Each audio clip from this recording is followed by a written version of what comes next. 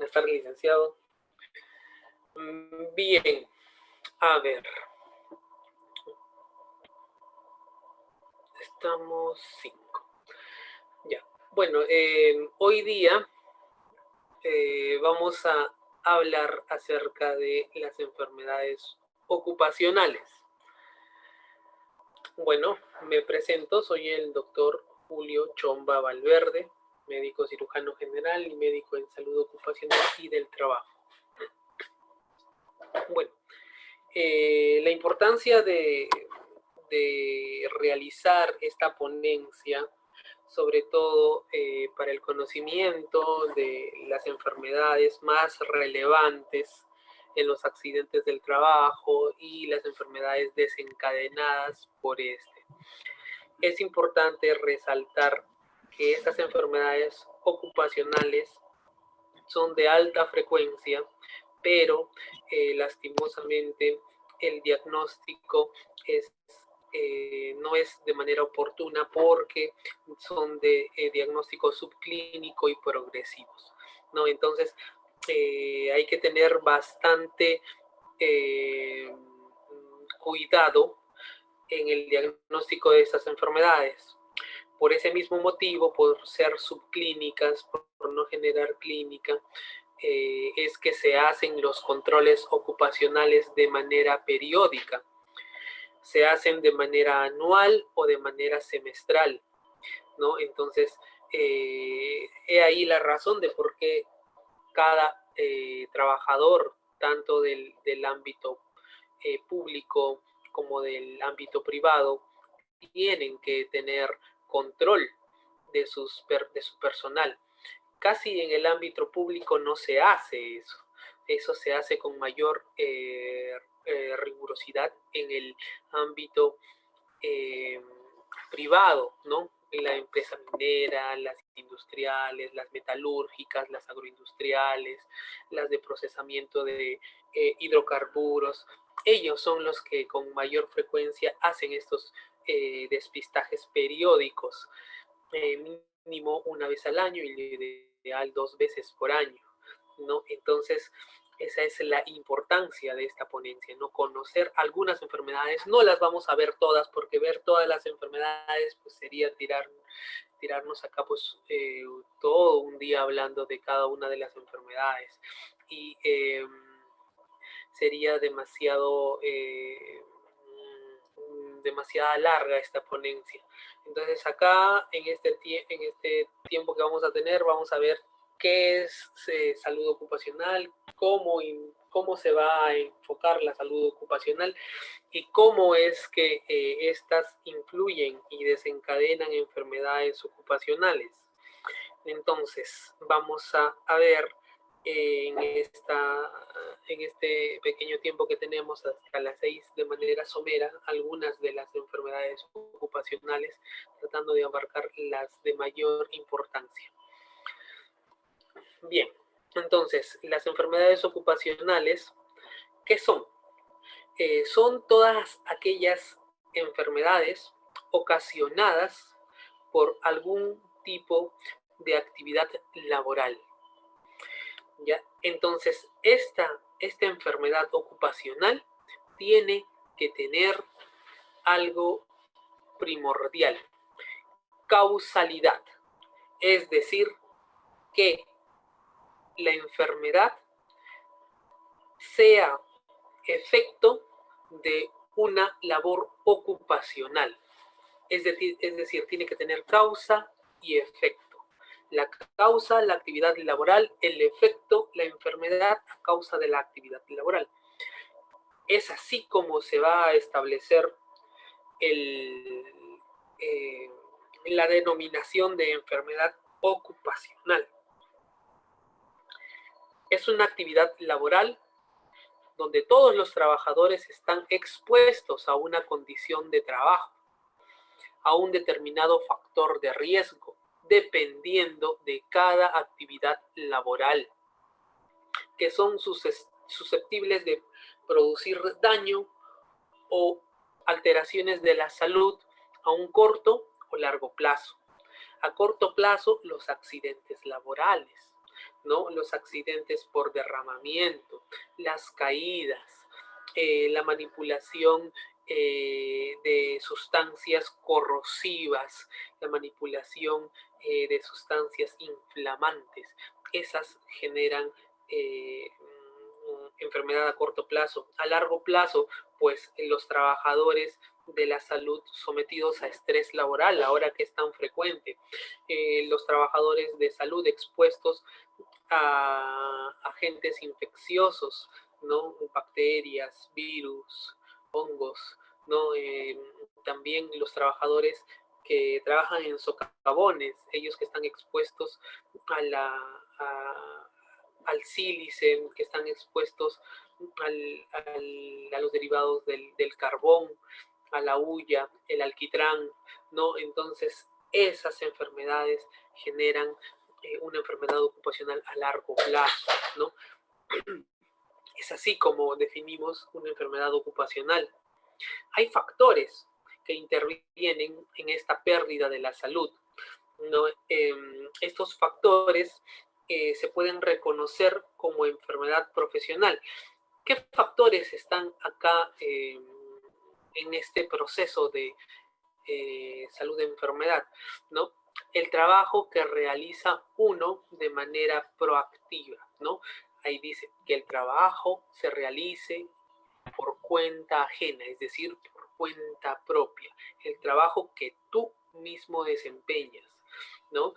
Otro, que es que este trabajo esté especificado en el cuadro de enfermedades profesionales, ¿no? Que tenga una distribución en las categorías de las enfermedades ocupacionales por categorías, ¿no?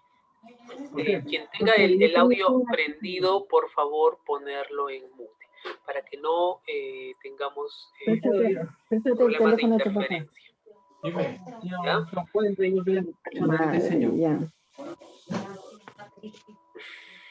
¿Por qué no te envían lo que tienen mejor? Algo lo puedes llamar y te va a compartir. A ver, Carmen Rosa, que apague su audio, por favor. Juan Carlos también. Ahí estamos, muy bien. Entonces, estábamos en determinar que estas enfermedades deben estar dentro de los cuadros de enfermedades profesionales. No podemos hacer el diagnóstico de una enfermedad que no esté dentro de las clasificaciones de enfermedades ocupacionales, que son desencadenadas por algún elemento ya estudiado o componentes generados por la labor de tal o cual persona en los distintos rubros de trabajo, ¿no? Tienen que ser desencadenadas por estas actividades, ¿no? Entonces, tenemos dos grandes factores. El que uno realice el trabajo por propia cuenta y dos, que la enfermedad esté catalogada como enfermedad ocupacional, ¿no? Ahí está. Acá están las categorías de las enfermedades ocupacionales, ¿no? Enfermedades, primero uno, producidas, enfermedades por agentes químicos, ¿ya? Como la silicosis. La silicosis es producida por el sílice. El sílice es un compuesto de la perforación de la piedra o de la roca, ¿ya? Los trabajadores que están en el ámbito de perforación de piedras, trabajan con esmeriles sobre la tierra que se encargan de cortar grandes estructuras en la minería, perforaciones de socavones, túneles. Ellos están expuestos al sílice, ¿no? Más adelante vamos a ver cómo es eso de la silicosis. Enfermedades profesionales producidas por agentes físicos. Ahí están las enfermedades que desencadenan por ejemplo, estas grandes maquinarias que producen ruidos por encima de los 80 decibeles, ¿no? Lo normal es que un ambiente laboral tenga entre 30 y 50 decibelios.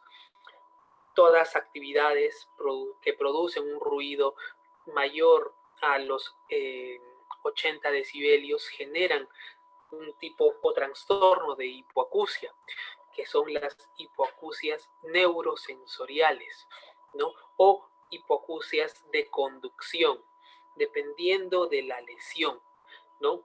Las más frecuentes, las hipoacusias neurosensoriales. Y estos claramente pueden llevarte una sordera. Enfermedades profesionales producidas por agentes biológicos. Ahí han puesto la legionela. La legionela es una bacteria que produce la legionelosis o enfermedad de los legionarios, ¿no? Es una neumonía producida por esta bacteria, ¿no? Entonces, acá también dentro del agente biológico también puede estar el SARS-CoV-2, ¿no? Acá también como agente biológico puede estar Pseudomonas, ¿no? Puede estar, por ejemplo, en el ámbito de los trabajadores de la UCI, que trabajan con pacientes intubados, ¿no? Es una área donde se encuentra bastante Pseudomonas y Klebsiella. Entonces, estas áreas son de alto riesgo biológico, ¿no? Los pacientes que trabajan también en el área de VIH, TBC, también, ¿no? Para las infecciones por Mycobacterium tuberculosis o virus de la inmunodeficiencia humana, ¿no? Entonces, esos también. Otros grupos, enfermedades profesionales causadas por inhalación de sustancias y agentes no comprendidos en alguno de los otros apartados, ¿no?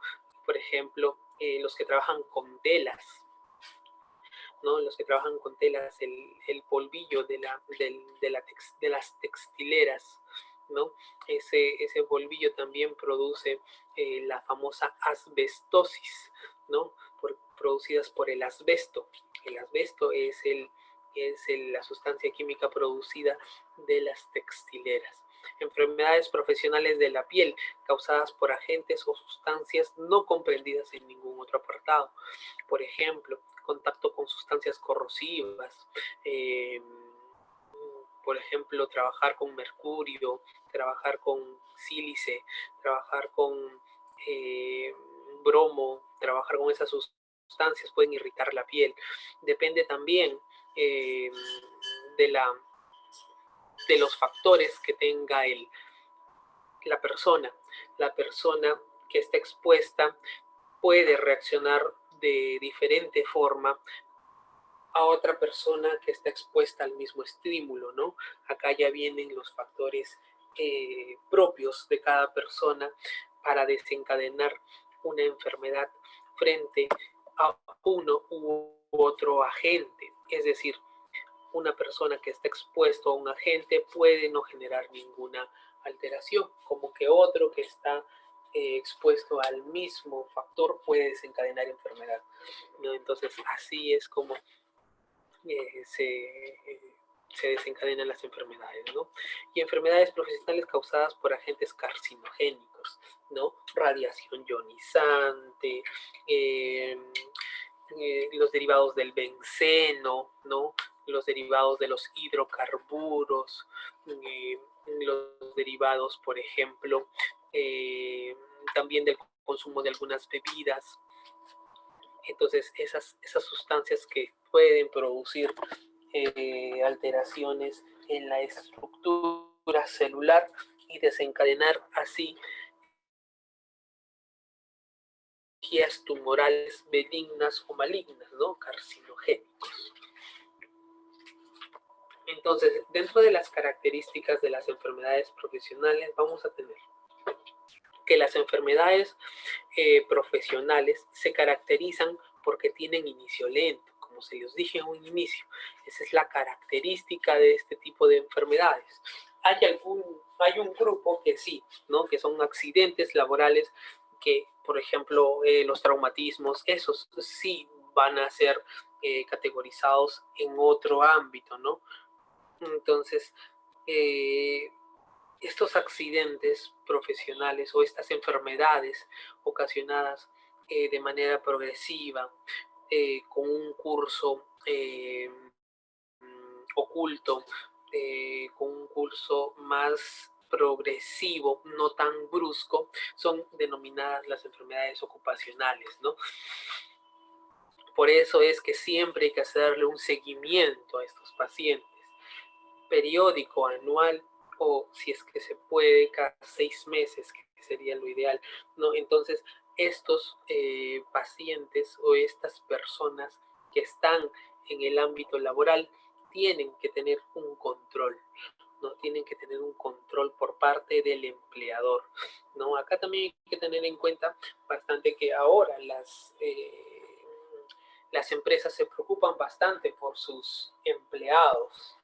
Anteriormente no existían las normas que existen ahora, ¿no? Entonces, esto de la creación de las normas, de los decretos supremos, de la DIGEMIT, ¿no? Por ahí vamos a ver después algunas normas, el artículo 7, 5. Entonces, esos son artículos que protegen mucho al trabajador, ¿no? Quien está encargado de la salud del trabajador es el empleador, es decir, la empresa. Por eso es que un trabajador, si es que sufre o se determina que a causa de la ocupación que él tiene ha contraído o tiene una enfermedad, el empleador es el encargado de indemnizar a la persona o al profesional que ha laborado en su empresa, ¿no? Entonces antes esto no era así, ¿no? Ahora se defiende bastante al empleador, perdón, al trabajador, ¿no? Por eso es que hay ahora normas, por eso es que se controla tanto a los trabajadores con su salud, ¿no? Entonces, toda aquella enfermedad producida en el trabajo va a ser responsabilidad del empleador, ¿no? Entonces, hay algunos factores que intervienen en las enfermedades profesionales. Hay algunos factores que influyen en el diagnóstico de esta enfermedad y esos son los controles, ¿no? El tener controlado a todo tu personal de trabajo. Otro factor es el tiempo de exposición. No es lo mismo exponerte a un agente físico, como por ejemplo trabajar con una perforadora 8 horas a trabajar con la perforadora 16 o 12 horas. El estrés físico es mucho mayor. Tienen que tener en cuenta que todo estrés físico crónico puede generar fracturas por cansancio de los huesos. Tiempo de exposición a los químicos también, ¿no? No es lo mismo estar trabajando con, por ejemplo, mercurio 1 hora o 2 horas a tener que manipular el mercurio por 8, 9 o 10 horas. Generalmente estas son actividades que son rotativas. Los trabajadores realizan sus actividades de manera rotativa, ¿no? Porque el mercurio es una sustancia que se puede que puede ingresar a tu cuerpo tanto por vía inhalatoria como por vía cutánea, ¿no? Entonces el solo contacto con ese también te puede generar intoxicaciones. Los biológicos, pues no es lo mismo estar 8 horas o 12 horas con pacientes COVID que estar las 24 horas del día. Por eso es que la labor ahora del personal de salud máximo son 12 horas. Lo ideal que sean turnos de 8 horas, ¿no? pero tampoco exageradamente como lo hacían antes de 24 horas de exposición al virus, ¿no? Entonces, eso ha cambiado también ahora. Concentración del agente contaminante en el ambiente de trabajo. Claro, no es lo mismo estar expuesto a la radiación no ionizante durante una hora que estar expuesto por el mismo tiempo a los rayos X, ¿no? La radiación ionizante es una radiación producida de la descomposición o de ceder electrones a una sustancia, ¿no? Este producto ionizante no es lo mismo que los rayos X. Los rayos X son un tipo de radiación electromagnética, ¿no? Entonces, dentro de las radiaciones electromagnéticas están las radiaciones de tipo alfa, beta, gamma y los rayos X. Los rayos X son los que más tienen poder de penetración, por eso es que se usan para las tomografías y se usan para las radiografías, ¿no? Entonces así es como uno usa. A ver, Alicia, por favor, apaga tu audio. Emerson también, apaguen sus audios. Pero doctor, usted podría en todo caso silenciar a los demás para que no interrumpan en todo caso. A ver, vamos a ver cómo se hace eso. A ver.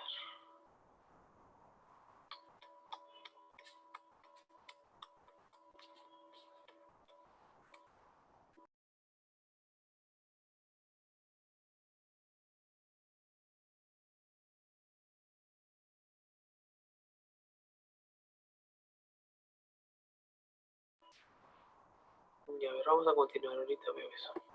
Ya, entonces la concentración de los agentes son muy distintos, ¿no?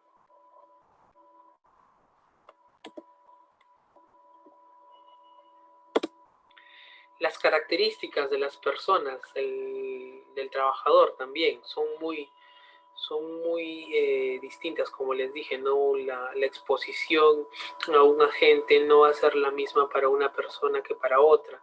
Depende del fototipo de piel, depende de las características de la persona, ¿no? Depende de qué tan bien nutrido esté un paciente, de qué tanta resistencia tenga para el estrés físico, el estrés mental. No hay un montón de factores que intervienen para desencadenar alguna u otra enfermedad, ¿no? Por ejemplo, las personas de tez morena tienen más melanina en la piel, entonces son menos propensos a generar algún tipo de dermatitis que las personas de tez clara, ¿no? Los pacientes obesos son más propensos a hacer algún tipo de trabajo no forzado, o sea, no de alta capacidad física, porque generan mucho estrés físico y mecánico, aunado a su sobrepeso, pues generan lesiones osteomusculares, pueden generar hasta fracturas, ¿no? Que un paciente que es normosómico, ¿no? Y también estar expuesto a varios tipos de agentes químicos, como por ejemplo mercurio, como por ejemplo bromo, como por ejemplo carbono, ¿no? Entonces, estar expuesto a varias fuentes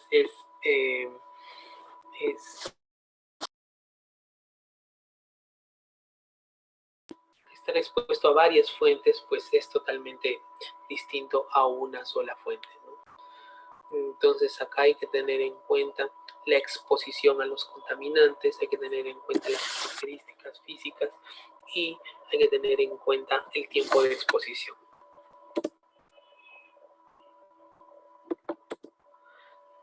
Para estos, nosotros empleamos en el ámbito laboral condiciones adecuadas de protección.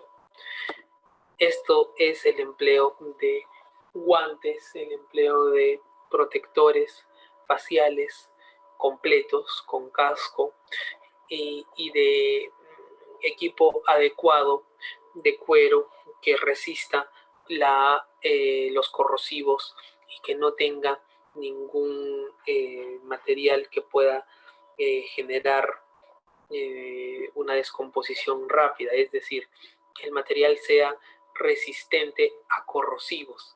El material debe ser resistente hasta a las llamas, ¿no? Entonces, sobre todo en los pacientes, perdón, en el personal que trabaja con sustancias inflamables.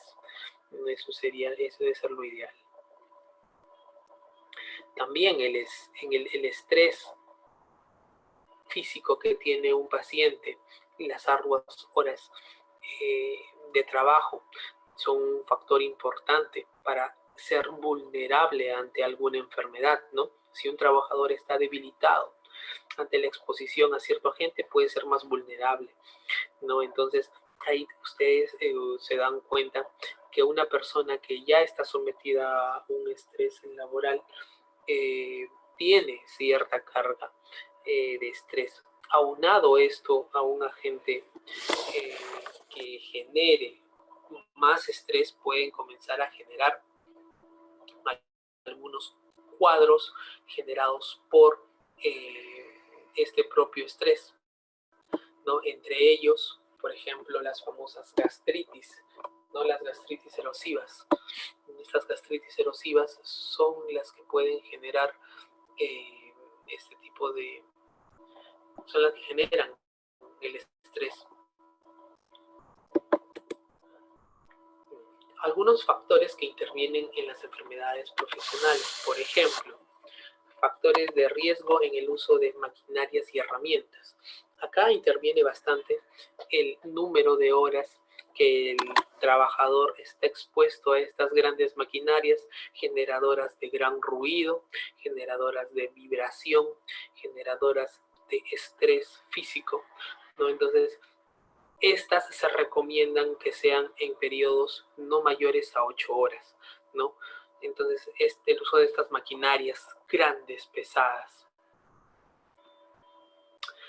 El diseño del área de trabajo. Acá hablamos sobre todo de la ergonomía.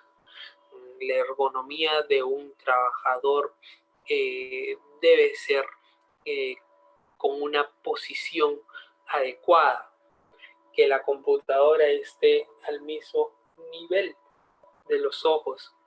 La silla tenga 3 flexuras, una para la curvatura dorsal, la curvatura cervical y la curvatura sacra.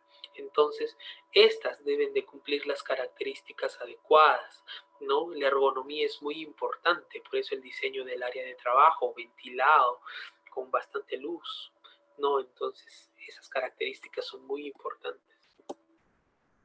También la manipulación y el transporte, el almacenamiento, estos generan bastante estrés físico, sobre todo saber cómo recoger, saber cómo transportar estas cajas, ¿no? Uno siempre transporta una caja flexionando las piernas. Uno debe de saber la manera correcta de cómo transportar o almacenar una caja sin generar tampoco estrés físico, ¿no? Para eso hay una clase especial de ergonomía. La ergonomía es muy importante en el ámbito de la salud ocupacional, ¿no? Entonces acá un poquito de historia para que vean cómo es que la salud ocupacional ha evolucionado a través del tiempo, ¿no? El antecedente de 1824, ¿no? Donde se forzaban, los trabajos eran demasiado extenuantes en las minas y el empleador no se hacía responsable, ¿no? Acá van a ver hasta 1911 que acá en Perú se comenzó a introducir la ley de accidentes de trabajo, ¿no? Entonces se creó un precedente, ¿no? Fue la primera ley sobre el tema en toda la región, ¿no? Se introduce también la teoría de la responsabilidad por riesgo, ¿no? Esto tiene que ver bastante con el riesgo que generaba el empleador al contratar al empleado, ¿no? Entonces, así es como se generó, ¿no? De todas estas de todas estas experiencias que tuvieron cada persona, pues se generó esta ley, ¿no? Sobre los accidentes de trabajo. Acá vamos a ver rápidamente cómo es que se fueron creando las distintas entidades que velaban por la correcta, el correcto trato a los empleados, ¿no? Se crea el Seguro Social Obrero en 1936, ¿no? Este es el que coberturaba por enfermedad, maternidad, invalidez, vejez y muerte, ¿no? Entonces, pero no consideraba a accidentes y enfermedades ocupacionales, ¿no? Después de esto, se creó en 1940 el Decreto Supremo, donde se crea el Departamento de Higiene Industrial, ¿no? Dentro del Ministerio de Salud Pública y la Previsión Social. En el 57 se crean las ISOs, ¿no? El Instituto de Salud Ocupacional. Ya se introduce aún más la importancia de la salud ocupacional. En el 85 se cambia de nombre, se le denomina Instituto Nacional de Salud Ocupacional, ¿no? Ya cogió más relevancia, y después se introduce a la DIGESA, ¿no? Entonces en 1990 al 94 el INSO, el Instituto de Saludes Ocupacionales, el Instituto Nacional de Salud Ocupacional, ingresa a la Dirección General de Salud Ambiental, ¿no? Entonces es así como va evolucionando. Aparte de esto, el Instituto de Salud Ocupacional, Alberto Hurtado Abadia, ¿no? Se crea también en 2001. Y en 2002 se crean pues el Centro Nacional de Salud Ocupacional y Protección del Ambiente para la Salud, ¿no? El CEMPOSAS. Y el Instituto Nacional de Salud, el INS, ¿no? Entonces todas estas son entidades encargadas de velar por la salud del trabajador. Estos ya son decretos supremos que se van modificando a la ley prevista. El 055 en el 2010, la ley 29783 en el 2011, el 2013 se modifica la ley 29981. Entonces, y así, ¿no? Entonces acá están los artículos que mencionan justo el derecho a la protección de la salud de la persona y de su comunidad, ¿no?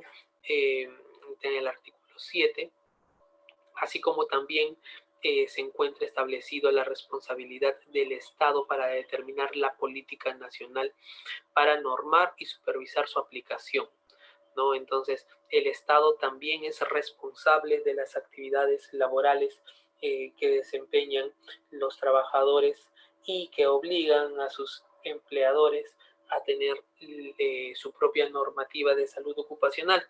Es así que se comienza a crear el área de salud ocupacional, ¿no? Y se implementan las distintas reglas y normativas para los trabajadores. Igualmente, el artículo que limita el ejercicio de los derechos constitucionales para no desconocer al trabajador y no desampararlo, en el artículo 23, ¿no? Entonces esta ley protege al trabajador, ¿no? Entonces las enfermedades ocupacionales, como les mencioné al introducir esta ponencia, tienen que tener algo fundamental, un núcleo básico, que es la causalidad, tener causa-efecto, ¿no? Todo factor de riesgo debe generar como consecuencia una enfermedad, ¿no? El trabajo de la salud ocupacional es disminuir o eliminar ese factor de riesgo para que la enfermedad no se produzca, ¿no? Y si ya se produjo, se tiene que velar porque ésta no avance, no cronifique y no genere muerte al trabajador, ¿no? Entonces, la presencia de un factor de riesgo causal ocupacional en el sitio de trabajo en el cual estuvo expuesto el trabajador es el principal factor desencadenante de la enfermedad. Para que este factor de riesgo genere una enfermedad que va a ser diagnosticada como consecuencia de este factor de riesgo, ¿no? Entonces, he aquí cómo es que nace ese control que se hace de manera periódica. Algunas enfermedades no tienen relación de causalidad, como les mencioné, los accidentes, ¿no? Son accidentes que pueden producirse dentro de del ámbito laboral. No tienen causalidad, pero son enfermedades ocupacionales porque son ocasionadas dentro del área de trabajo, ¿no? También enfermedades que uno traiga de por sí, por ejemplo, un empleador que tenga diabetes, un empleador que tenga hipertensión, un empleador que tenga osteoporosis, un empleador que tenga insuficiencia cardíaca, un empleador que tenga asma, un empleador que tenga secuelas de TB, un empleador que tenga secuelas de, por así decirlo, de fibrosis pulmonar. Entonces, esos empleadores no entran, no pueden entrar en las labores con mucho factor de riesgo asociado a su enfermedad, ¿no?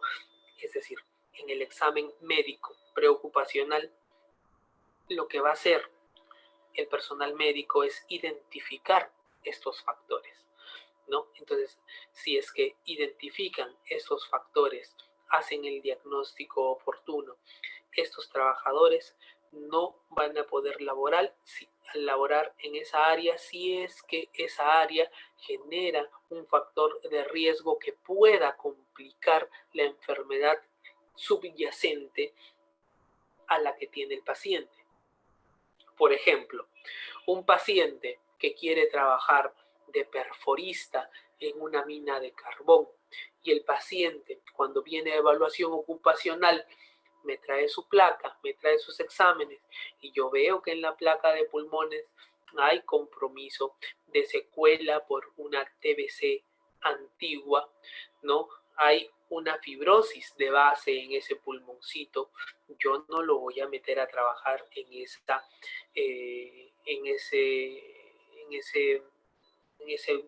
por así decirlo, en el hueco donde va a ir a perforar, no lo voy a poner a trabajar ahí, ¿no? De perforista, no lo puedo poner a trabajar porque tiene alta exposición a los derivados del carbón, la hulla, el alquitrán, ¿no? Entonces, y le van a generar de por sí más fibrosis. Entonces, esa persona no puede ir a ese lugar, ¿no? Entonces, es así como uno selecciona a las personas que van a hacer las distintas labores ocupacionales. La demostración mediante mediciones ambientales o evaluaciones de indicadores biológicos específicos que la exposición fue suficiente para causar la enfermedad. Mire, hay otra cosa también que se ve. Uno como médico ocupacional no tan solo ve esa parte de evaluar al paciente. Si es que uno trabaja, por ejemplo, en una mina, donde hay constante ruido, tiene que ver también y clasificar las zonas por riesgos. Riesgo de accidente laboral, riesgo de accidente de sonido, riesgo de accidente por vibración, riesgo de accidente por avalanchas, por desmoronamiento de piedras, riesgo por accidente de manipulación de agentes químicos yendo al área de la industria, riesgo por manipulación de agentes biológicos como es el de las vacunas, como es el de la exposición al personal de salud, ¿no? Entonces, uno tiene que determinar la concentración de ese agente nocivo en el ámbito laboral, ¿no? Entonces, las enfermedades ocupacionales también van a ser determinadas como una enfermedad ocupacional porque estas generan derechos y responsabilidades que pueden involucrar a diferentes partes, tanto al empleador como al empleado. Estas enfermedades ocupacionales van a permitir reglamentar las medidas preventivas, la señalización de riesgo, la señalización de uso de, por ejemplo, en zonas de alto ruido, de audífonos, de protectores auditivos, ¿no? Entonces, el uso de casco, el uso de lentes protectores para los soldadores, los que trabajan con sustancias químicas que están expuestos a salpicaduras, ¿no? Entonces, estas son las zonas que uno debe de señalizar a manera de prevención, con todo el afán de disminuir el riesgo al que está expuesto el trabajador.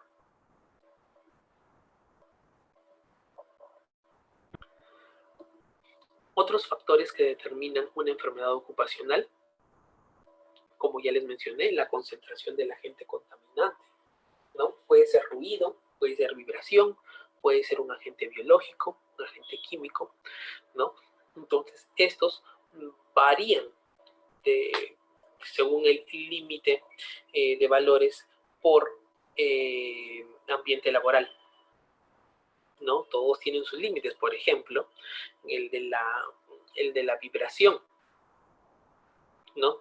El del ruido, ¿no? No más de 80 decibelios. La de las concentraciones de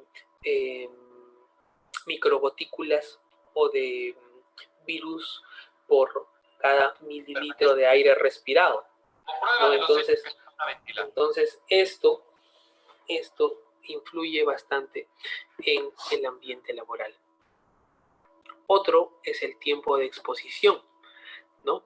Acá está la parte donde dicen que máximo son 8 horas de labor, ¿no? Entonces, este es el tiempo límite máximo para determinar cuánto debes tú laborar y exponerte a ese estrés laboral o a esa exposición física, química o biológica, ¿no? Entonces, máximo 8 horas, ¿no? Y siempre tiene que haber en esas 8 horas tiempos para que el trabajador o el empleador tenga momentos de desestrés, ¿no? Muy aparte de del tiempo que ellos tienen para ingerir los alimentos, ¿no? Entonces, esas son las pequeñas cosas que siempre hacen la diferencia, ¿no? Tener mucha sutileza al momento de realizar actividades para liberar estrés en los pacientes o para liberarlos de la exposición a la cual los tienes, ¿no? Características personales de cada individuo, ¿no? Hay que considerar las condiciones de vida, el estado de salud, si es que tienen o no tienen alguna enfermedad de fondo o de base, ¿no? Entonces, la continua evolución de estos procesos hacen que esta labor como salud ocupacional sea más compleja cada vez, ¿no? Entonces, hay que tener en cuenta también la presencia de, si es que hay varios contaminantes, ¿no? No tan solo la actividad que él hace, sino alguna otra actividad que hace algún compañero aledaño, que uno puede estar manipulando alguna sustancia y el otro otra, ¿no? Entonces, tener en cuenta bastante esas características, ¿no?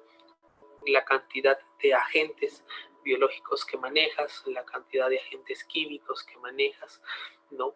La debida separación entre uno y otro, ¿no? Entonces, eso siempre tiene que tener bastante importancia. Los valores límites tolerados deben cuestionarse en el caso de que existan varios contaminantes, exacto. Eso significa que cada contaminante tiene que tener un límite de manipulación, un límite de concentración, ¿no? Entonces, es así como uno va a determinar de una manera adecuada cuánto es que uno debe manipular o uno debe de tener en un ambiente. Acá, en esta última diapositiva de esto, siempre debe haber una enfermedad claramente definida, con todos los elementos clínicos y terapéuticos para hacer el diagnóstico, ¿no? Entonces, la causalidad, que es muy importante, que siempre debe existir para desencadenar algún tipo de enfermedad ocupacional. Claro, del ámbito patológico, experimental, epidemiológico. Siempre, si es que es del tipo epidemiológico, aislarlo. Siempre establecer la relación causa-efecto entre la patología y la presencia en el trabajo. Es decir, siempre debe estar presente el factor en el trabajo y siempre debe generar algún tipo de enfermedad en la persona. ¿Qué razones limitan identificar estas enfermedades ocupacionales? ¿No? La diferencia biológica entre persona y persona, ¿no? Entonces uno se pregunta por qué a esta persona le ha dado cierta enfermedad y por qué a esta otra no, ¿no? Entonces eso siempre depende de la concentración al factor de riesgo, de la habilidad de la persona a producir enfermedad o de, por ejemplo, el número de horas expuesto o el estrés al que está sometido y el otro trabajador no lo está. Entonces hay bastantes factores, ¿no? Las diferencias biológicas que van a tener en cuenta. Las multicausalidades, tener en cuenta que una misma enfermedad puede tener distintas causas o factores laborales, ¿no? Puede ser desencadenada tanto por el factor de riesgo laboral como también por factores ajenos a este. Entonces siempre es bueno investigar, ¿no? Investigar que la persona que está en el trabajo solo sea la enfermedad por exposición a el trabajo y no por una fuente externa que también esté generando la misma enfermedad, ¿no? Entonces, ese es el problema para identificar una enfermedad ocupacional, ¿no? Puede ser que esté generado por otro problema que no identificamos al inicio de la evaluación de la evaluación ocupacional y que ahora, producto del trabajo, se haya desencadenado, ¿no? Entonces, la multicausalidad es muy importante. La mayoría de las enfermedades ocupacionales no tienen un cuadro clínico específico, claro, que permiten relacionar la sintomatología con un trabajo determinado, ¿no? Eso es cierto. Las enfermedades ocupacionales, por ejemplo, la asbestosis se parece mucho a la silicosis, ¿no? O sea, ahí la diferencia únicamente es anatomopatológica. Cuando uno le hace la biopsia o cuando le hace la broncofibroscopía, ahí es donde determina de qué se trata, ¿no? Al principio parece una fibrosis común y corriente en placa, ¿no? Pero no sabes cuál ha sido el origen, ¿no? Hay que hacerle una broncofibroscopía con biopsia y lavado broncoalveolar para determinar cuál ha sido la causa, ¿no? Entonces, esos son los factores del cuadro clínico que también limitan la identificación de las enfermedades ocupacionales, ¿no? Las condiciones de exposición. Un mismo agente puede presentar efectos nocivos diferentes según las condiciones de exposición. La vía de ingesta también, ¿no? No es lo mismo intoxicarse por ejemplo, órganos fosforados inhalados que órganos fosforados por vía cutánea, ¿no? La vía cutánea es una vía de mayor absorción, ¿no? La vía inhalada es una vía que se puede proteger más o que tiene menor absorción, ¿no? Entonces, eso interfiere también en determinar tal o cual enfermedad ocupacional. Acá algunos tipos de contaminantes sólidos: el polvo, el humo metálico, ¿no? Ahí están sus definiciones. El humo, suspensión de partículas sólidas en el aire. Acuérdense bastante de eso, de esa definición. Ya, suspensión de partículas sólidas en el aire procedentes de una combustión incompleta. Humo metálico es la misma combustión, pero producida por sustancias, sublimaciones metálicas. Por ejemplo, los que se dedican a trabajar en la metalúrgica, ¿no? Que se encargan de las fundiciones de metales, ¿no? Ellos están expuestos a eso. Por ejemplo, la niebla en los líquidos, ¿no? Que son dispersiones aéreas sin llegar a la suspensión. Y la bruma, que es la suspensión de pequeñas gotas líquidas en el aire. El smog, que es un derivado, es una combinación del humo y la bruma. O sea, son partículas suspendidas, líquidas en el aire, junto con algunos componentes sólidos. Por ejemplo, el humo de la combustión de los carros, ¿no? Eso se llama smog. El humo de la combustión de los carros más las partículas húmedas suspendidas en el aire, a eso se le denomina smog. Por eso es que Lima tiene una gran concentración de smog por el ambiente, la gran concentración húmeda que tiene en el ambiente. Más eso aunado al humo de la combustión de los carros, pues genera el smog, ¿no? Los gases son sustancias y temperatura que se encuentran en estado gaseoso, volátil, ¿no? El vapor, que son sustancias que en condiciones adecuadas de presión y temperatura están suspendidas en el aire, pero son de tipo sólido o líquido.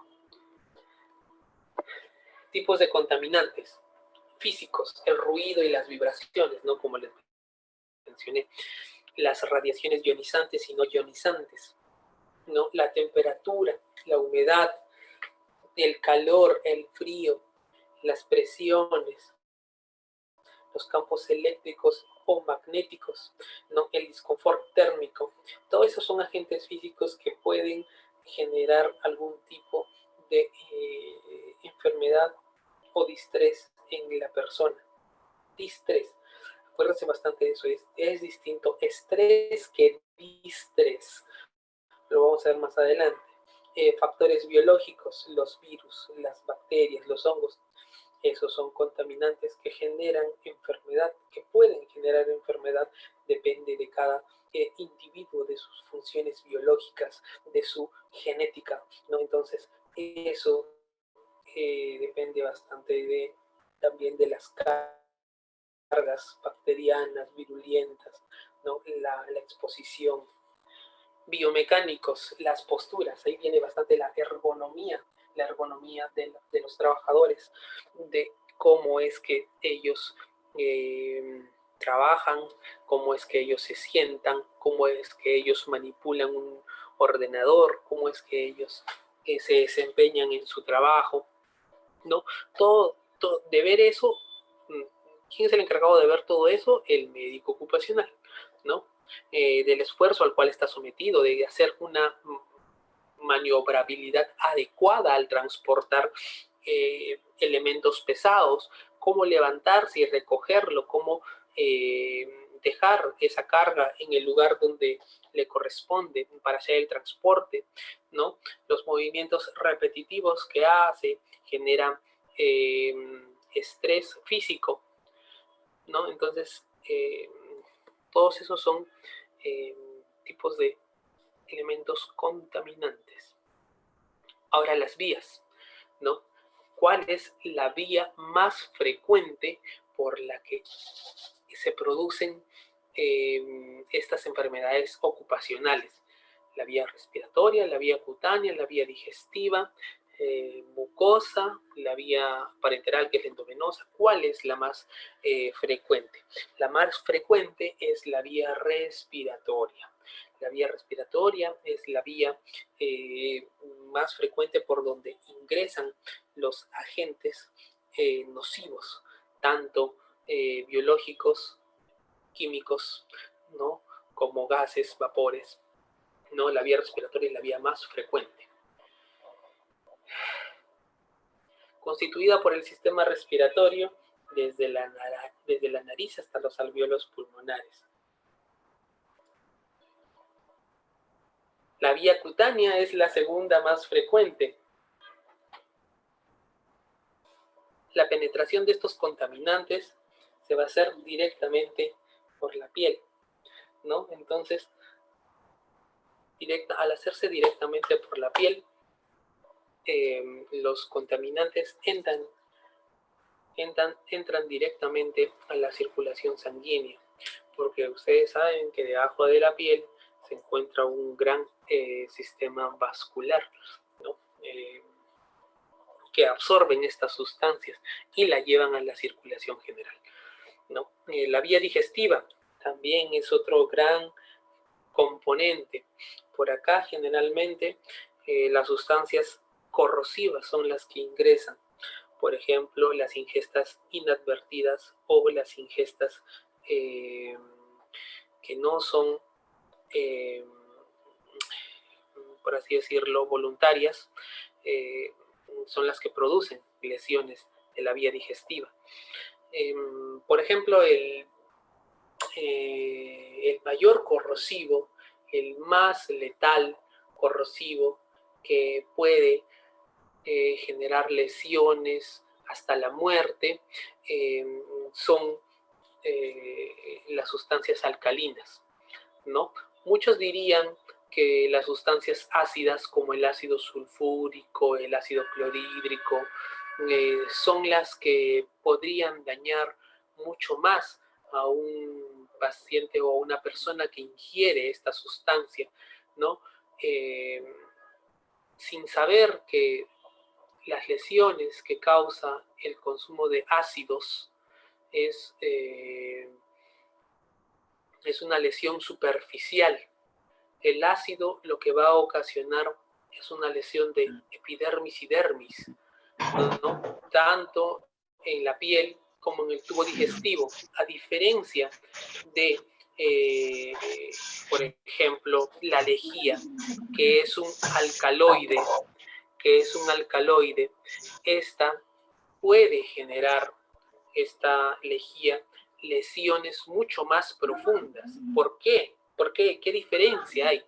Los ácidos no son destructores de enlaces proteínicos, mientras que los álcalis, las sustancias alcalinas como la lejía, producen desnaturalización de las proteínas.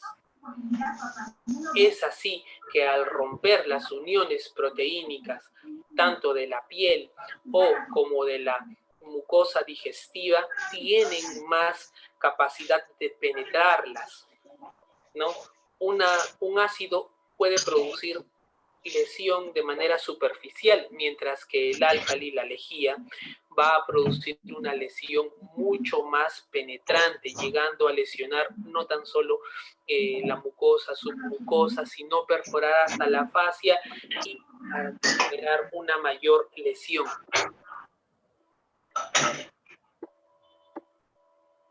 ¿no? Entonces es así como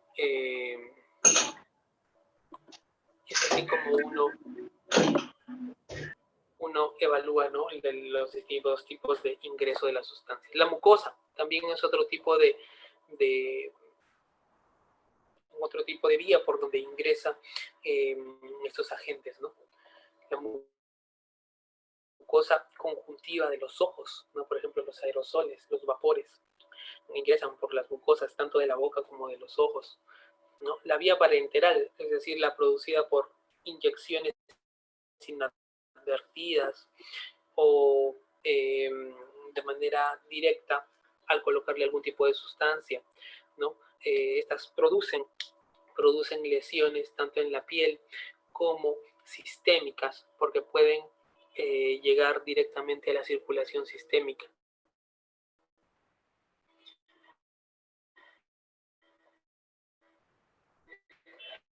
A ver, vamos a ver algunas enfermedades. Las más importantes, algunas respiratorias. Vamos a ver estrés laboral también, que es muy importante ahora, el estrés laboral. Y cómo es que identifican esas enfermedades y de qué se trata, ¿no? La silicosis. La silicosis es una enfermedad que genera el sílice. El sílice, como ya les he dicho, es producto de la descomposición de la piedra, ¿no? Estos trabajadores que se encargan de perforar túneles, de partir rocas, son los que están más expuestos al polvillo del sílice, ¿no? La fabricación de carburos, vidrio, porcelana, loza, las cerámicas, ¿no? Los que trabajan con ese tipo de sustancias son los que están más expuestos. Trabajadores de desmolde, las fundiciones que usan piedra, fabricación y conservación de abrasivos y polvos detergentes, ¿no? Entonces, ¿de qué se trata la silicosis? La silicosis es una enfermedad pulmonar. La fisiopatología básica de la silicosis es fibrosis pulmonar. Ya produce el sílice al ingresar a la vía aérea una reacción inflamatoria crónica. Ya esa reacción inflamatoria crónica lo que va a generar es que los fibroblastos migren de la circulación sanguínea y vayan hacia la zona donde ingresó esa partícula, y con el afán de eliminar esa sustancia extraña, esa partícula extraña, generan inflamación, y esa inflamación genera depósito de colágeno. Este colágeno depositado por los fibroblastos son los que producen la fibrosis en el pulmoncito. Entonces, para yo diagnosticar la silicosis, necesito de base que mi paciente tenga su radiografía para verlo, ¿no? De manera oportuna, es decir, de manera preventiva. ¿Por qué? Porque la silicosis solo da clínica en etapas muy, muy avanzadas, cuando el compromiso pulmonar es amplio, ¿no? Entonces, ¿cómo es que yo voy a hacer un diagnóstico precoz? Con mi radiografía de tórax, ¿no? Mi radiografía de tórax me va a evidenciar un patrón fibrótico, ¿no? Ese patrón fibrótico se evidencia claramente en las radiografías y se hace la sospecha dependiendo del tipo de trabajo al cual se dedica sobre lo que está la causa de la enfermedad. ¿No? El diagnóstico es así: clínica, si es que la tuviese, y ayudas diagnósticas, llámese radiografía, tomografía, ¿no? Entonces, es así como uno va a identificar esta enfermedad. El tratamiento para la silicosis no hay. No existe un tratamiento para la silicosis más que, o sea, es decir, para curarla, ¿no? Porque lo que podemos hacer es detener el proceso fibrótico, ¿no? Con inmunomoduladores de la enfermedad, ¿no? Con eso detenemos la enfermedad que no siga avanzando. Le limitamos la exposición al sílice y lo mandamos a terapia respiratoria, ¿no? Entonces, así es como frenamos un poco la enfermedad, pero no lo vamos a curar. No lo vamos a curar. La silicoantracosis. La silicoantracosis es muy parecida a la silicosis. La única diferencia es que el polvo que uno ha inhalado, las micropartículas, son aparte también de carbón, es de alquitrán, ¿no? Los derivados de la minería de carbón, los perforadores de las minas de carbón, los fogoneros, ¿no? Esos manipuladores del carbón que producen negro de humo, ¿no? La fisiopatología es muy similar. El diagnóstico diferencial o para diferenciar una enfermedad de la otra se va a hacer solamente con una broncofibroscopía, con biopsia de tejido, más lavado bronquiolo alveolar, ¿no? Entonces, son muy parecidas. La siderosis es producida por el polvo de óxido de hierro, las famosas limaduras de hierro, ¿no? Entonces, ese polvillo de las limaduras de hierro, lo que van a hacer es producir una inflamación crónica, de igual manera que la silicosis, con la diferencia de que esta enfermedad no produce fibrosis por depósito de colágeno, ¿ya? Es decir, son lesiones nodulares un poco más grandes. El mediador fisiopatológico es el mismo, es inflamación. Hay depósito de polimorfonucleares, pero no hay depósito de fibroblastos ni de fibras colágenas, ¿no? Entonces, el diagnóstico es igual, la diferencia también la vamos a hacer por oncofibroscopía con el lavado bronquiolo alveolar y toma de biopsia, ¿no? Entonces, porque la radiografía también es muy parecida, ¿no? La asbestosis. La asbestosis es una enfermedad producida por el asbesto. Esto en trabajadores textiles, manipulación de prendas, telas, algodón, lino. Entonces, estas van a desencadenar también enfermedades ocupacionales respiratorias, la famosa asbestosis, que la asbestosis es un factor muy importante de riesgo para producir cáncer pulmonar, ¿ya? Entonces, ¿dónde se encuentra? Extracción, preparación, manipulación del amianto o el asbesto o sustancias que la contengan, fabricación, reparación de tejidos, trituración, ¿no? Fabricación o manipulación de guarniciones para frenos. Entonces, es así como uno se contamina con el asbesto, ¿no? Se va a producir la asbestosis. El diagnóstico también es mediante radiografía, ¿no? Esta es una forma de neumoconiosis, ¿no? Neumoconiosis por inhalación de asbesto. Lo que se produce es una enfermedad crónica pulmonar, ¿no? Causado por las fibras de amianto, por exposición prolongada al asbesto, ¿no? La mayoría de las personas con asbestosis la contraen en su trabajo, no es una enfermedad netamente ocupacional. ¿Qué síntomas pueden producir? Falta de aire, tos crónica, pérdida de peso, dedos en palillo de tambor, ¿no? De ellos deditos como brillosos, cóncavos, grandes, ¿no? Igual, el factor de riesgo es el mismo, el asbesto.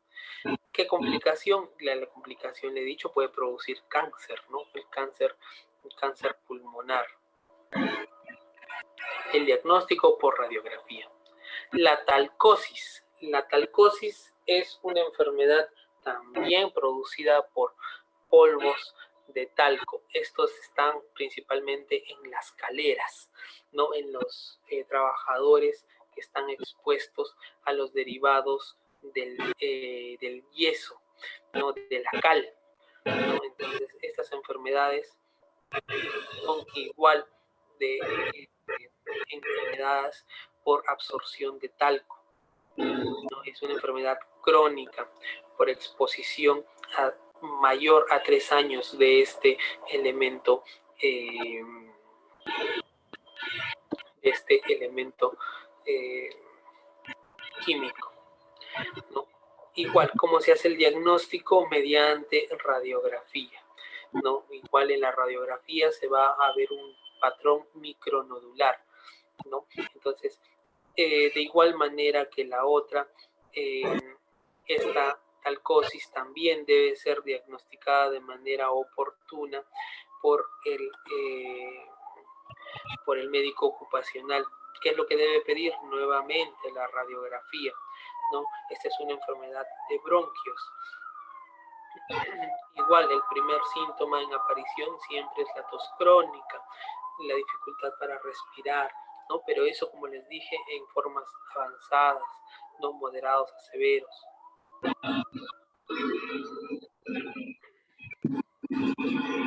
¿Cuál más? Las varitosis, los polvos de óxido de bario en trabajadores de minas de bario, ¿no? También es otro tipo de neumoconiosis, la varitosis.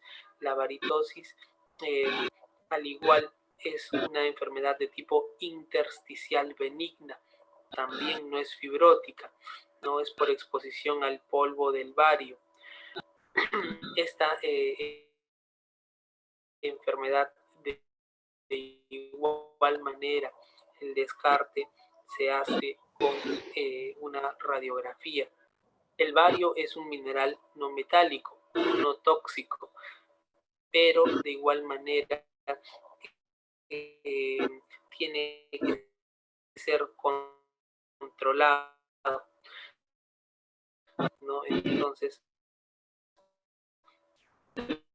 este tipo de varitosis por absorción hacia la circulación sistémica, pudiendo producir algún otro trastorno como dolor precordial, es decir, vasoconstricción coronaria, ¿no?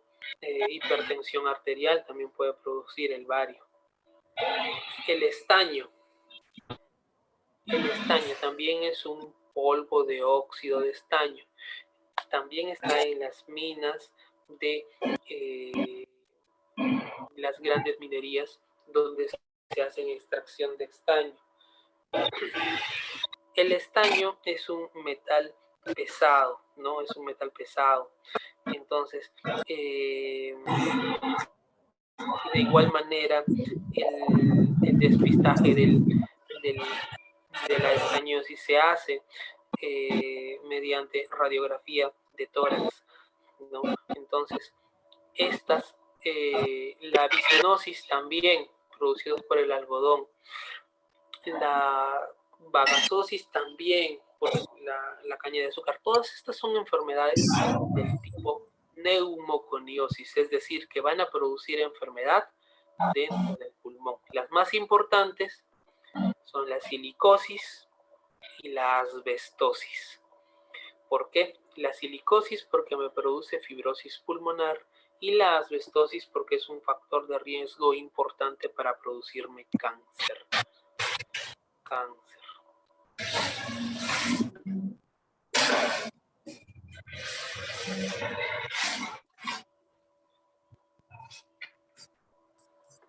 A ver, ¿qué más tenemos? Enfermedades ocupacionales causadas por el cadmio, compuestos también, los empleadores del cadmio. También es una enfermedad producida. A ver, chicos, no sé cómo se pone en mute a todos, pero por favor, Maribel Lore, ¿puedes apagar tu audio, ponerlo en silencio?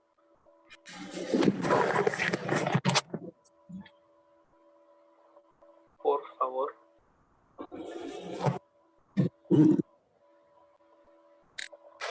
Licenciado Magallanes, no sé si podemos poner a todos en mute hasta el final de la exposición para que puedan hacer preguntas.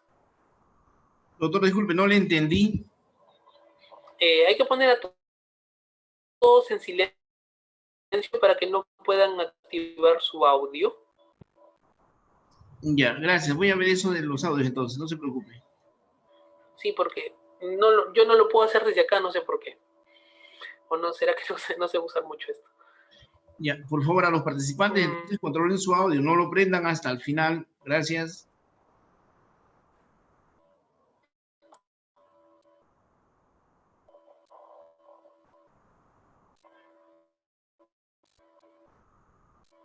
Acá tienen otro tipo de sustancias menos relevantes, menos frecuentes también, como son el manganeso, como son el cadmio, el cromo, el arsénico, ¿no? Que también van a producir tipos de neumonitis. Estos generalmente neumonitis por inflamación, ya no a diferencia de los otros por fibrosis, ¿no? Esto es más por inflamación, por contacto irritativo, ¿no?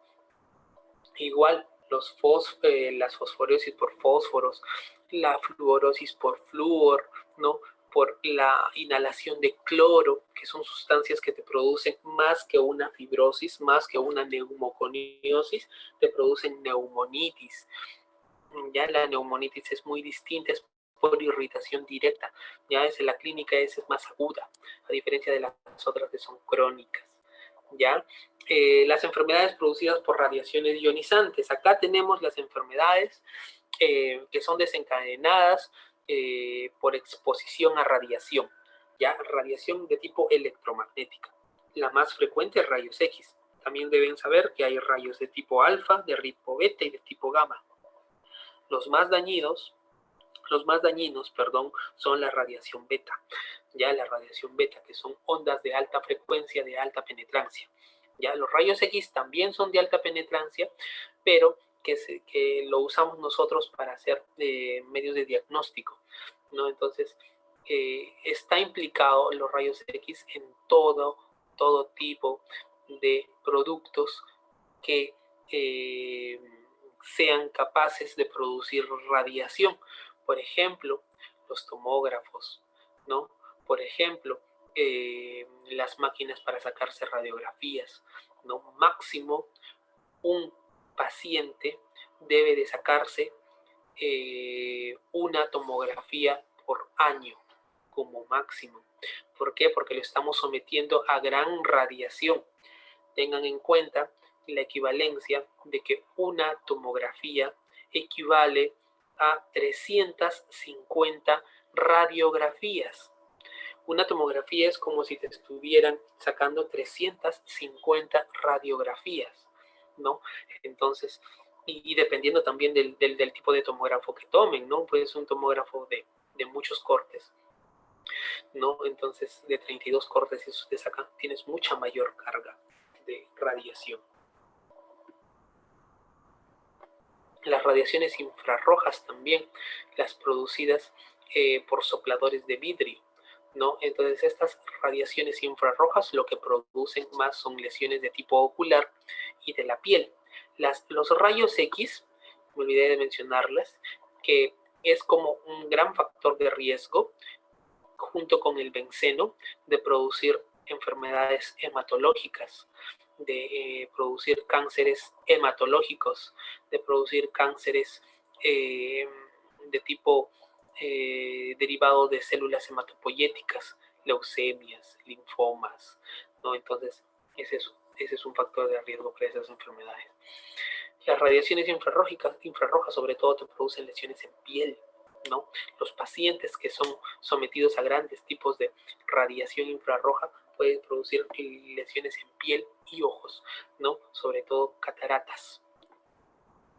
Enfermedades producidas por radiación ultravioleta. La radiación ultravioleta, láser, estos pueden generar conjuntivitis, lesiones cutáneas de córnea, lesiones de tipo erosivas por irritación, ¿no? Entonces, siempre la recomendación que uno, no tan solo para los trabajadores al aire libre, que estén sometidos a mucha exposición solar o a algún tipo de radiación de tipo ultravioleta o infrarroja, usar protectores siempre que reflejen la mayor cantidad de radiación, como son las ropas de color rojo, de color negro. Las ropas de color negro siempre refleja toda la radiación, por eso es que es de color negro. La ropa de color blanco absorbe toda la radiación, por eso es que es de color blanco, ¿no? Entonces, esas recomendaciones, ¿no? También el uso de protectores dérmicos, protectores solares, protectores ultravioleta, ¿no? Uso de lentes con filtros UV para los trabajadores donde estén expuestos a altas concentraciones de láser, ¿no? Enfermedades producidas por iluminación insuficiente. El famoso, los nistagmus que se producen por cambios tanto de movimiento, es decir, de posición de la cabeza, como por iluminación del área, ¿no? Entonces, las famosas vibraciones oculares. La sordera, que se produce por exposiciones industriales, se considera ya un factor de riesgo importante para producir hipoacusia, ¿no? Los calambres ocupacionales producidos por trabajos manuales, por perforaciones, los que perforan las calles, esos que usan bastante este tipo de perforadoras de cementos, ¿no? Entonces ellos están sometidos a bastante estrés físico en las manos y los brazos, ¿no? Y pueden producir fracturas patológicas por estrés, ¿no? No un estrés mental, ¿no? Sino estrés también se le denomina a la alteración o disconfort físico o mental. Enfermedades por vibración, trabajo por herramientas portátiles, máquinas, igual, ¿no? Los mismos, los taladradores, por bajas temperaturas, ¿no? Acá las bajas temperaturas lo que van a producir es una vasoconstricción periférica y posterior necrosis, ¿no? Entonces, estas también, las bajas temperaturas pueden producir dermatitis, como las altas temperaturas también pueden producir dermatitis, lesiones en piel, quemaduras, ¿no? Entonces, tanto las temperaturas altas como las bajas pueden producir este tipo de alteraciones. Calambres, choques de calor, ¿no? Insolación, síncope por calor también. El síncope es lo que nosotros comúnmente conocemos como el desmayo, ¿no? Un síncope es la pérdida del conocimiento. Cataratas.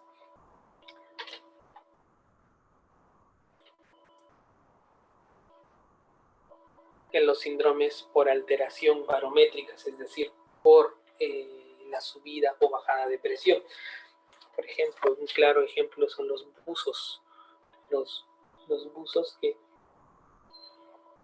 por ejemplo, se sumergen demasiado en el mar y al momento de sumergirse tienen un ascenso demasiado rápido, brusco. Estos generalmente generan alteraciones por presiones no en el pulmón, sino en la absorción de gases, ¿no? El nitrógeno es un gas que va a producir una intoxicación por el mismo y se comienza a liberar grandes concentraciones de nitrógeno en sangre, ¿no? Y este nitrógeno se va al celular subcutáneo y produce bulas, ¿no? Entonces, las bulas son como unas ronchas gigantes llenas de aire, ¿no? El nitrógeno se hace volátil y sale de los pulmones hacia la circulación sanguínea, ¿no? Entonces, los buzos, por eso es que siempre tienen cuidado. Al ascenso lo hacen lento, metro por metro, ¿no? Porque tienen ese riesgo. Lesiones osteomusculares, ¿no? El esfuerzo físico, enfermedades infecciosas por parásitos, riesgo biológico, enfermedades causadas por sustancias químicas y derivadas, ¿no? Entonces, ese tipo de enfermedades son las más relevantes con respecto a este tipo de enfermedades ocupacionales. Ya vimos sustancias químicas, pues son las más importantes, ¿no? Patologías causadas por estrés en el trabajo. Ahora sí vamos a ver un tema muy apartado que son el estrés laboral, ¿no? Tanto por sobrecarga carga por estrés emocional, físico, también como emocional.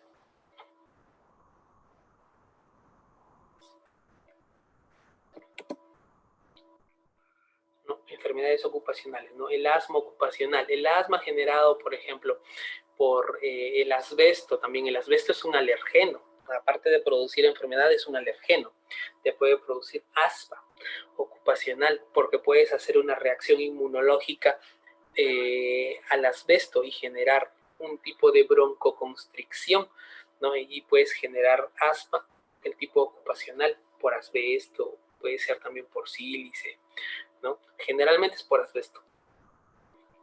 Cáncer de origen ocupacional, igual el asbesto, ahí está, ¿no? Para la asbestosis.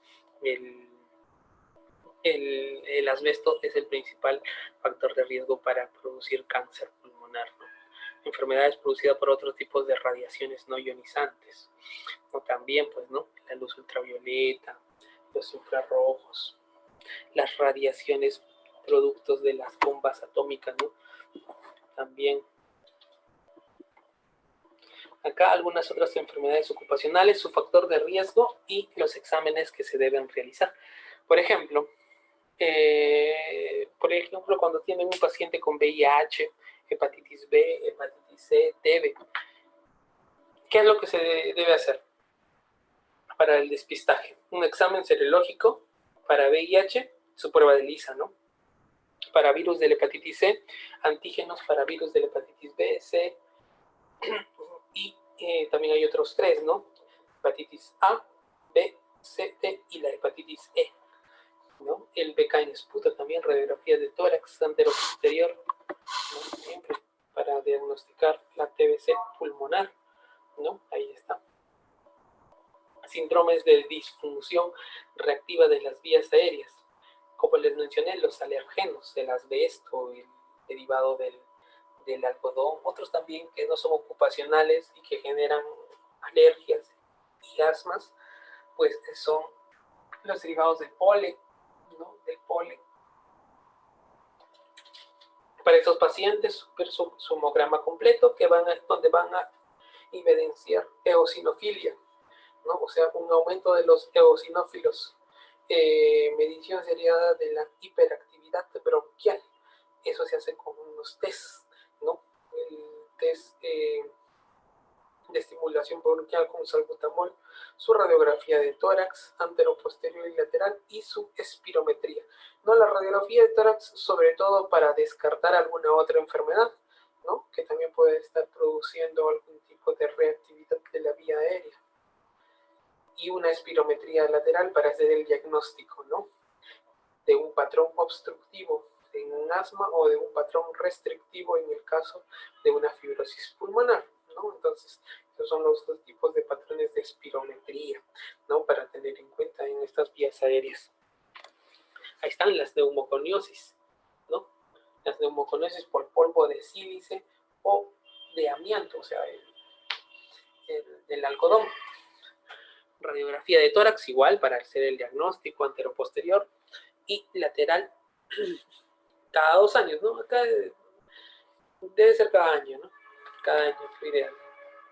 Y su espirometría también, porque si es que nosotros evaluamos una neumoconiosis, la fisiopatología nos dice que es un proceso fibrótico, entonces va a tener patrón restrictivo en la espirometría, ¿no? Entonces, también están las afecciones oftalmológicas, las conjuntivitis químicas, las queratoconjuntivitis, las cataratas. Las cataratas generalmente se producen por exposición a radiación, ¿no? Tienen que tener en cuenta que la catarata es una opacidad ¿de qué? Del cristalino, ¿no? Entonces el cristalino es el lente del ojito, es ese lente que hace que ingrese la luz del exterior del ojo hacia la retina. Entonces, cuando este lente está expuesto a demasiada radiación ultravioleta o está expuesto a demasiada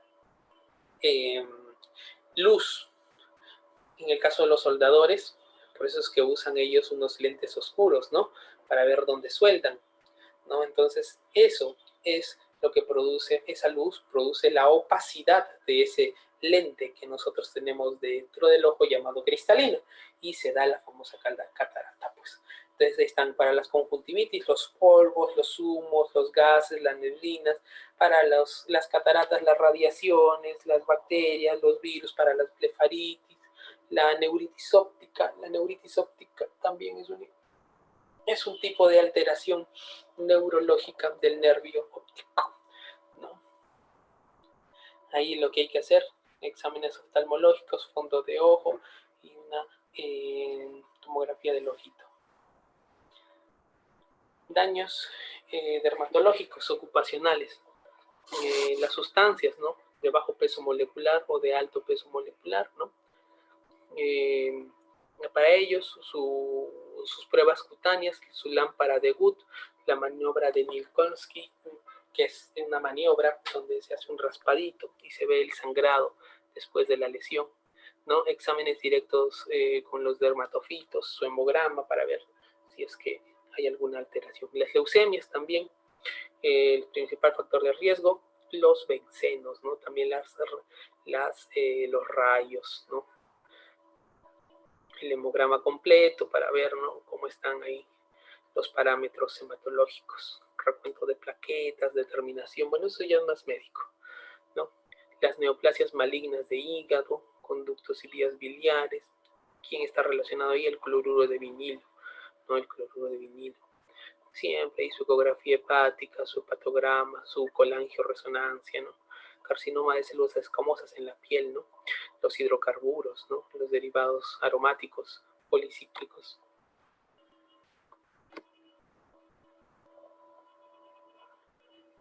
¿Qué más? ¿Qué más, chicos? A ver, la intoxicación por plomo, mercurio, ¿no? La hipoacusia por el ruido, ¿no? La hipoacusia, ¿no? Ya decimos mayor de 80 decibelios. Puede producir una hipoacusia de tipo neurosensorial o conductiva, ¿no? Ahí están sus acumetrías, sus audiometrías. Para lo del plomo, ¿no? El plomo generalmente lo que te produce es la famosa plumbosis, ¿no? O siderosis, ¿no? Que es una alteración que puede producir anemia, trastorno neurológico, convulsiones, donde le pedimos al paciente plomo en sangre y determinación de porfirinas y ácidos delta aminolebulínico en orina, ¿no? Afecciones también musculoesqueléticas. Acá sobre todo contracciones musculares, alteraciones de la postura, ¿no? Es importante acá tener en cuenta la parte de la ergonomía. Y eso sobre todo la evaluación es netamente clínico, ¿no? La evaluación musculoesquelética. Intoxicación por plaguicidas también, los órganos fosforados y los carbamatos, ¿no? Ese también es otro tipo de intoxicación, se los mencioné por ahí creo hace rato. Los órganos clorados también. Este diagnóstico de los organofosforados es netamente clínico, ¿eh? Este te produce clínica evidente del tipo parasimpático, porque el organofosforado es un inhibidor de la acetilcolinesterasa, ¿no? Entonces este va a producir descarga constante a nivel parasimpático, ¿no? Cialorrea, midriasis, calambres, dolor muscular, ¿no? Entonces eso es clínico sobre todo. También puedes determinar actividad colinesterásica, ¿no? Eritrocitaria en sangre.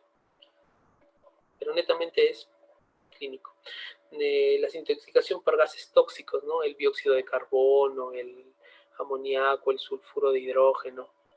Esos son otros gases mucho más extraños. El más importante acá y más relevante es el monóxido de carbono, que te produce intoxicación y te produce la muerte hilarante, ¿no?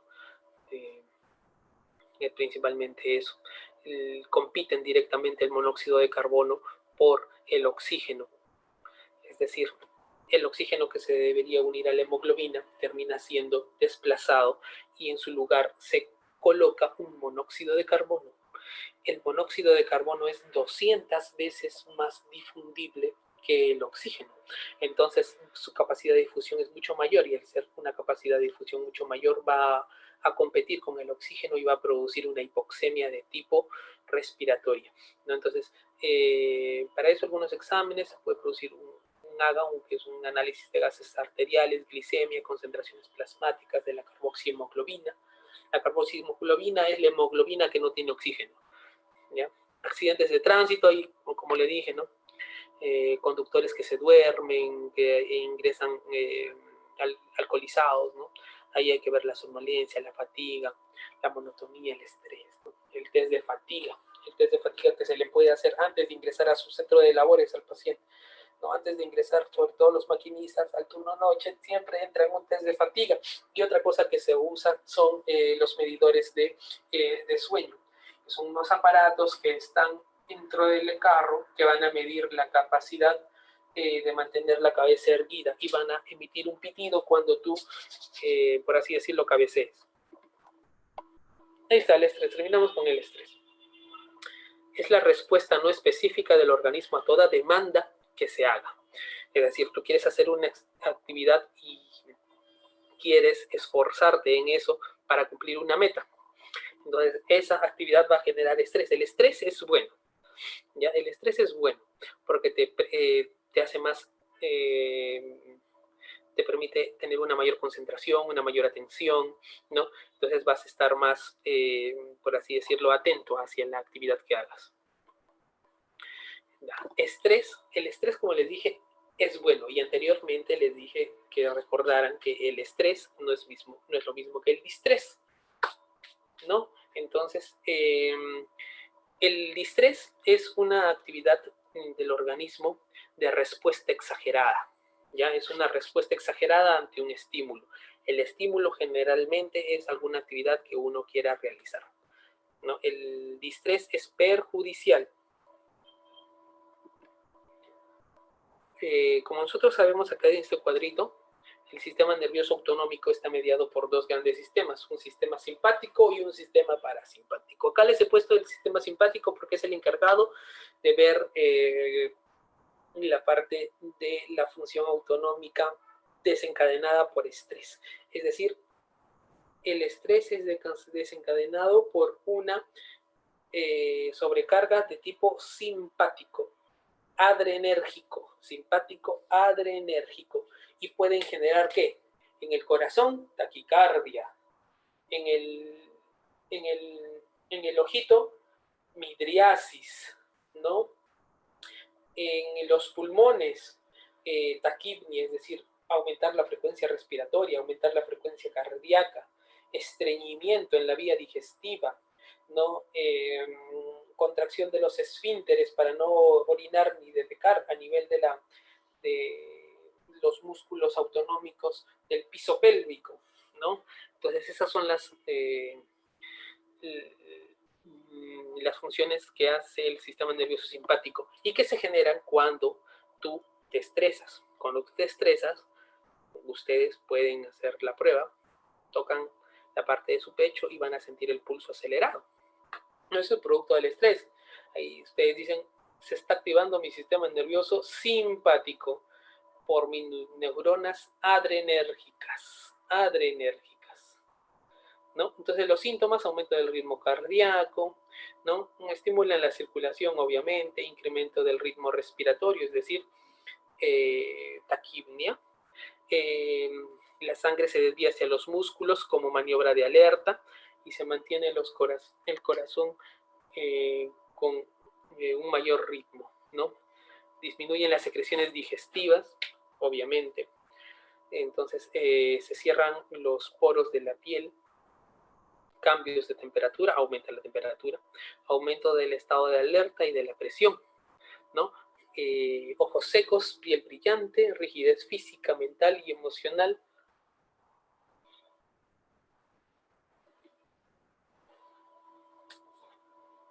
Bueno, en la fase de resistencia puede ocurrir un desequilibrio dinámico u homeostático entre el medio ambiente interno y externo de la persona. Es decir, que uno no puede controlar todo el estrés al que está sometido, ¿no? Y genera un agotamiento. Entonces, este estímulo que uno tiene sobre más produce el estrés que después se va a somatizar.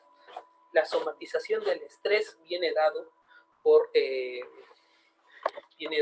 las fibras nerviosas simpáticas, como hemos visto hace rato, ¿no? Fases del agotamiento. Estas fases del agotamiento pueden provocar un gran deterioro de las capacidades fisiológicas y con ello la enfermedad por estrés, ¿no? Las capacidades del organismo se reducen al mínimo y por lo tanto sucumbe fácilmente a los estresores, tanto externos como internos. Es decir, el cuerpo no está acostumbrado a estar sometido a tanto estrés. Por eso es que desencadenan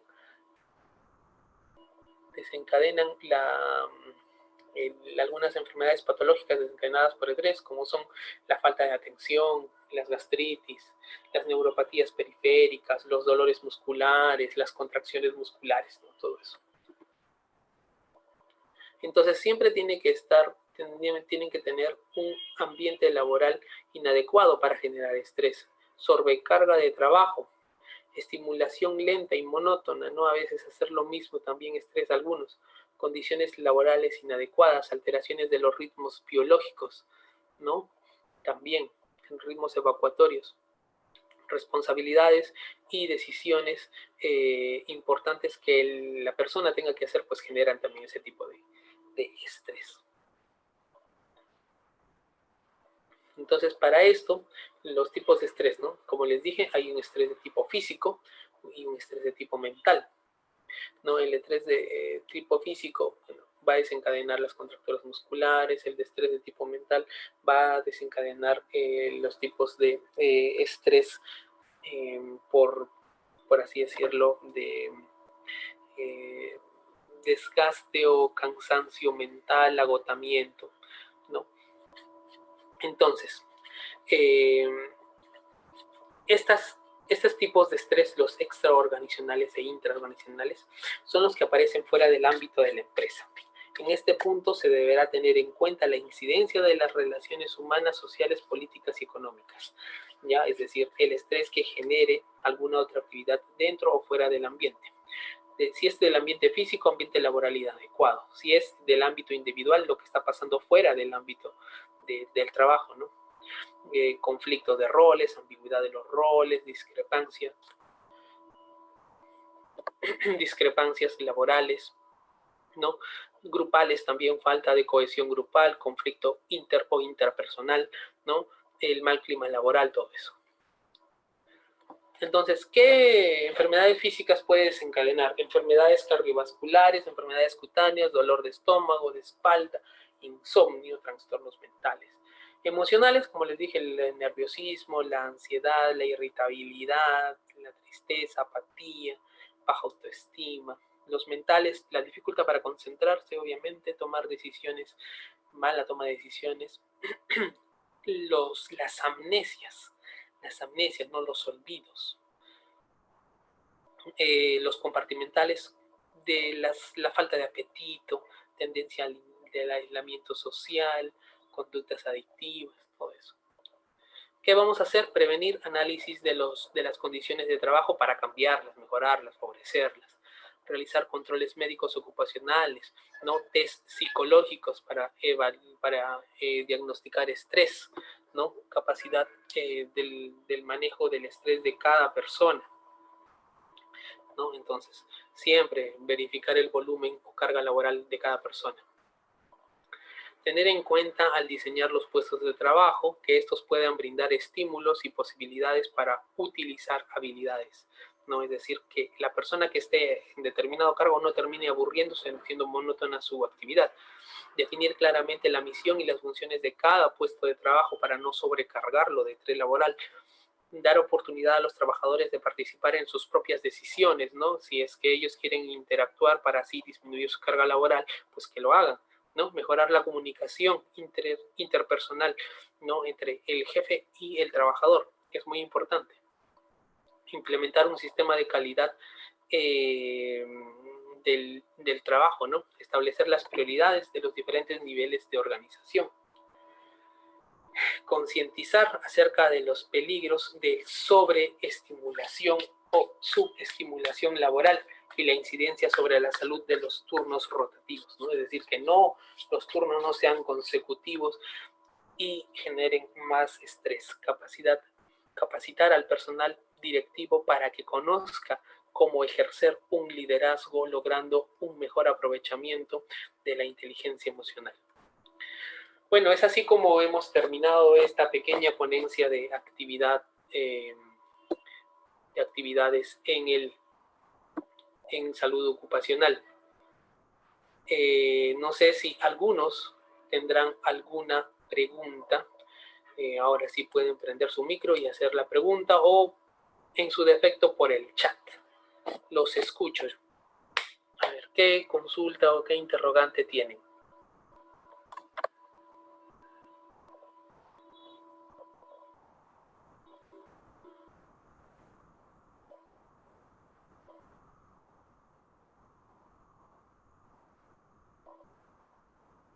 Bueno, si no hay ninguna pregunta, damos por concluida. Doctor, disculpe.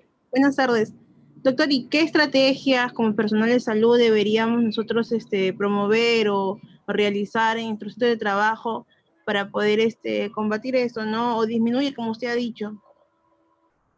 Ya, bueno, las estrategias que se pueden plantear para la disminución del estrés son actividades interpersonales. Lo que normalmente se hace son actividades físico-compartimentales, es decir, a levantarse todos de los asientos, tomarse unos 15 a 20 minutos, que es lo reglamentario, y comenzar a hacer actividad física para mejorar la circulación, para disminuir la tensión muscular. Es así como nosotros podemos eliminar de alguna manera el estrés que genera el estar en una actividad por un largo periodo. Algunas empresas donde he visto que sí las realizan, generalmente la hacen cada 4 horas o cada 3 horas. Lo ideal y lo recomendable es que se haga cada 2 horas, porque uno sabe que la mayor concentración que uno puede tener en un ámbito laboral es entre 1 a 2 horas. Por eso que se recomienda después de estas 2 horas hacer algún tipo de actividad física para volver a recuperar ese interés y esa concentración en la posterior realización de la actividad a la que uno está realizando. ¿No? Ya, A ver, doctor, acá. gracias. Muy bien. Acá dice, ¿el tamaño del ambiente de trabajo influye en el estrés del trabajador? Claro, claro que influye. Más o menos el ambiente adecuado para un trabajador debe ser no menos de 2 metros cuadrados para su ambiente laboral, que tenga iluminado y que tenga un ventilación adecuada. O sea, tiene que estar correctamente iluminado, correctamente ventilado y que tenga más de 2 metros cuadrados de dimensión, ¿no? Pero eso a veces no se puede cumplir, ¿no? Si es que no se puede cumplir, en la medida de lo posible, tener actividades, como les mencioné, para relajar a su grupo de trabajo, ¿no? Actividades físico-compartimentales, es decir, levantarse, hacer actividades conjuntas de, por ejemplo, levantar las manos, terapias, saltar, hacer algunas mímicas, ¿no? Entonces, ese tipo de actividades son las que se van a realizar, ¿no? Hay un montón, infinidades de actividades que se hacen para eliminar estrés.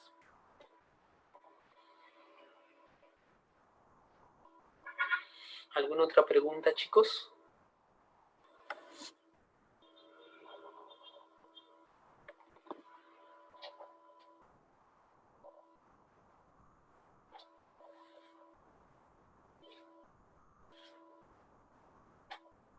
Bueno, si ya no tenemos ninguna pregunta, chicos, conmigo hasta otra oportunidad. Cuídense del COVID. Por favor, tengan a bien usar de manera adecuada su mascarilla